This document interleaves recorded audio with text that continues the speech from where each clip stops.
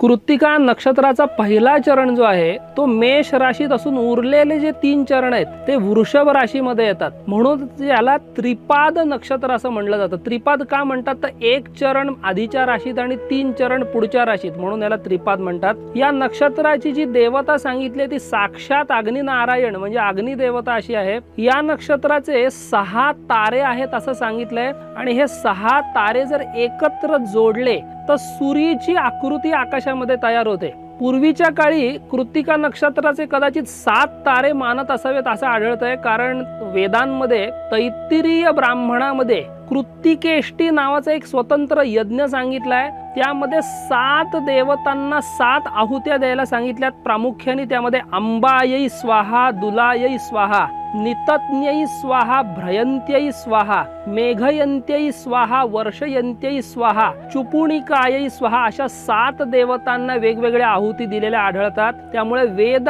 काळामध्ये कृत्तिकेचे 7 तारे मानत असावेत असं म्हणता येईल.